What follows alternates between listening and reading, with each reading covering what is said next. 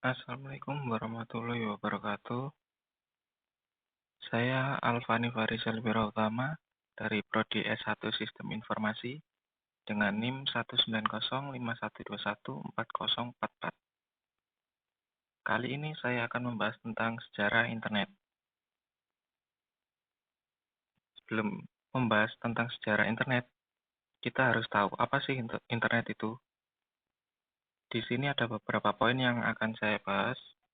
Yang pertama, definisi internet. Kedua, ARPANET. Ketiga, jaringan pertama di dunia.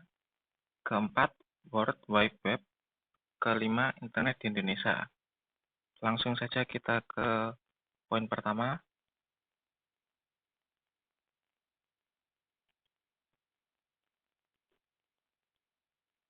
Internet merupakan suatu sistem jaringan komputer yang terhubung satu sama lain di seluruh dunia. Jaringan ini memungkinkan penggunanya saling bertukar informasi satu sama lain tanpa adanya batas.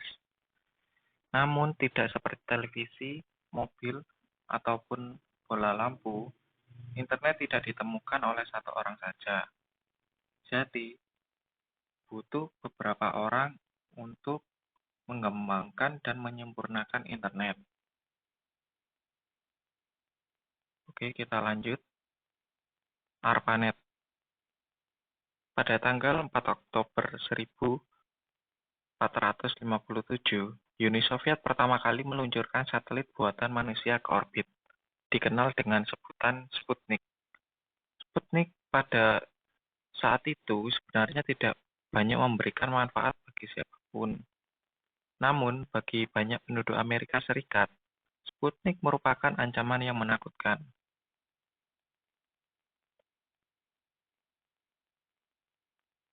Dari sisi pemerintahan Amerika Serikat, di dalam kondisi panik tersebut, kemudian mendirikan National Aeronautics and Space Administration atau yang dikenal dengan NASA dan Department Defense Advanced Research Project Agency atau yang dikenal dengan ARPA untuk meneliti hal-hal futuristik demi mengalahkan Uni Soviet. Hal-hal ini yang kemudian menjadi cikal bakal perkembangan internet di muka bumi.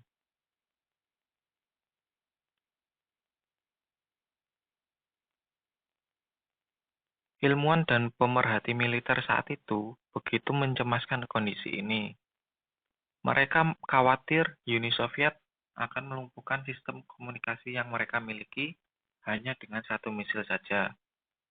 Oleh karena itu, pada tahun 1962, Licklider yang merupakan ilmuwan dari MIT dan ARPA mengajukan solusi yang ia namakan Galactic Network komputer yang dapat berkomunikasi satu sama lain. Pada tahun 1965, ilmuwan lain dari MIT kemudian mengembangkan suatu metode pengiriman informasi yang dinamakan paket switching, yang mampu memecah data menjadi blok-blok kecil sebelum dikirimkannya ke tujuan sehingga masing-masing paket dapat mengambil rutenya sendiri-sendiri untuk dikirimkan. Saat itu, temuan yang dinamakan ARPANET ini diklaim dapat melindungi jaringan dari serangan musuh.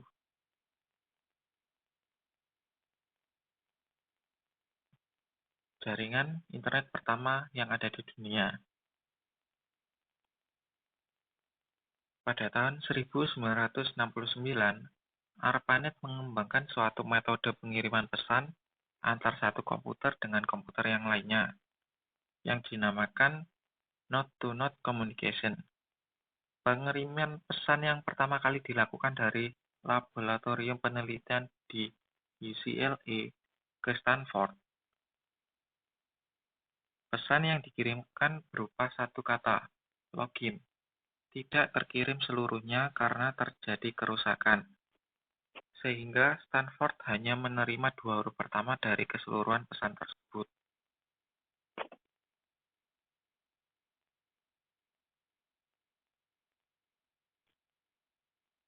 Peristiwa login tersebut,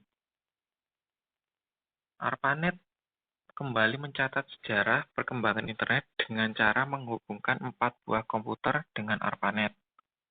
Hal tersebut terjadi sekitar akhir tahun 1969 dan diikuti dengan perkembangannya yang signifikan selama 2 tahun setelahnya. Sistem ini kemudian disempurnakan oleh Vinton Cerf di akhir tahun 1970 dengan mengembangkan metode yang memungkinkan seluruh mini network di seluruh dunia untuk saling berkomunikasi. Ia menamakan temuannya dengan Transmission Control Protocol atau TCP, yang kemudian ia tambahkan Internet Protocol di akhirnya, atau yang kita kenal sekarang TCP/IP.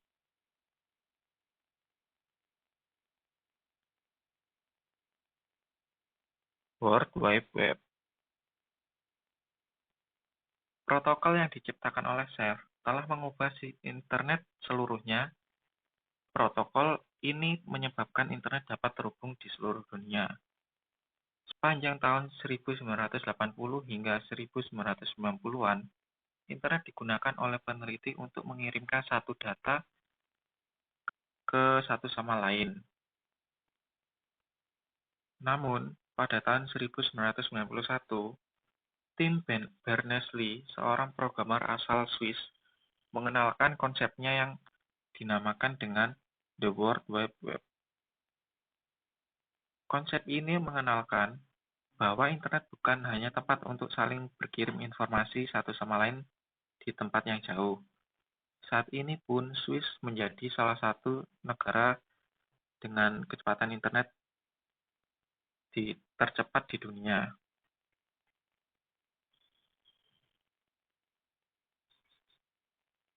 Berners-Lee berpendapat bahwa Internet dapat digunakan sebagai suatu jaringan informasi besar di mana seluruh manusia di Internet dapat mengaksesnya. Temuan tim Berners-Lee ini berkontribusi besar dalam sejarah perkembangan Internet hingga bisa sebesar sekarang ini.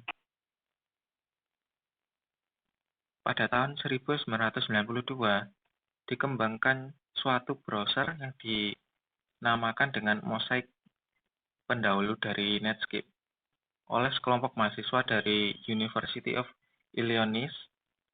Mahasiswa-mahasiswa ini secara kreatif mampu menciptakan Mosaic yang merupakan suatu alat penjelajah Internet dengan tampilan yang user-friendly. Setelah itu, Kongres di Amerika Serikat memutuskan bahwa web merupakan suatu alat yang memiliki fungsi komersial yang diikuti dengan dibentuknya berbagai macam website oleh berbagai perusahaan, serta munculnya e-commerce.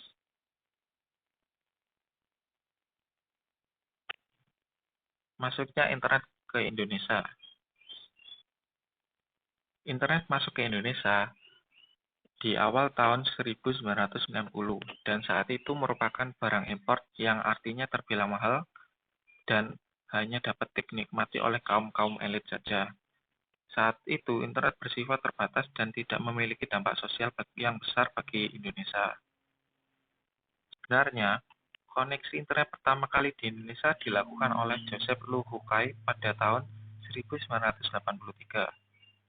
Saat itu, Lu Hukai mengembangkan Uinet yang bertujuan selayaknya Internet saat itu, yakni bertukar informasi antar peneliti. Lu Hukai berhasil menghubungkan Uinet dengan jaringan Internet global pertama kali pada tahun 1984. Di luar kalangan akademisi, tokoh yang berpengaruh dalam masuknya Internet di Indonesia adalah Ono. Ono pada saat itu bersama teman-temannya mulai membangun jaringan komunikasi yang murah di luar jaringan Telkom. Setelah berhasil, Ono mulai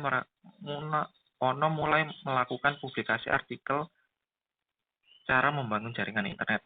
Hingga pada tahun 1994, Indo Internet atau PT Indonet berdiri pertama kali sebagai ISP di Indonesia yang setelahnya diikuti oleh banyak ISP.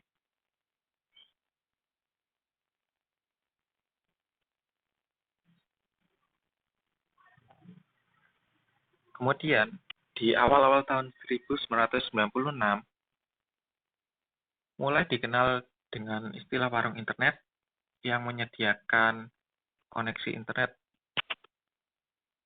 yang kemudian turut andil dalam sejarah internet di Indonesia. Internet yang awalnya merupakan barang bagi kaum elit menjadi lebih terjangkau oleh masyarakat semenjak adanya warung internet.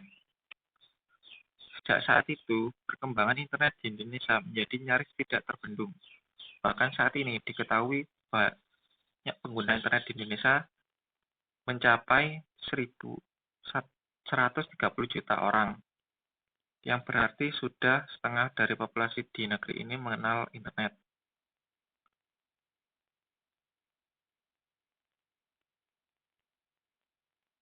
Kesimpulan yang bisa kita dapat dari pembahasan tadi adalah perkembangan teknologi sudah tidak dapat dibendung, terutama jaringan internet. Internet dulu dimanfaatkan oleh beberapa pihak untuk mengembangkan senjata militer. Kini, seiring berkembangnya zaman dan semenjak TCP ditemukan, internet beralih fungsi menjadi tempat bertukarnya informasi, bahkan menjadi tempat untuk berbisnis. Internet memiliki peran yang sangat bermanfaat bagi kehidupan manusia, namun juga ada dampak negatifnya. Dampak negatif tadi perlu diwaspadai agar pengguna lebih cermat dalam menyikapi perkembangan teknologi.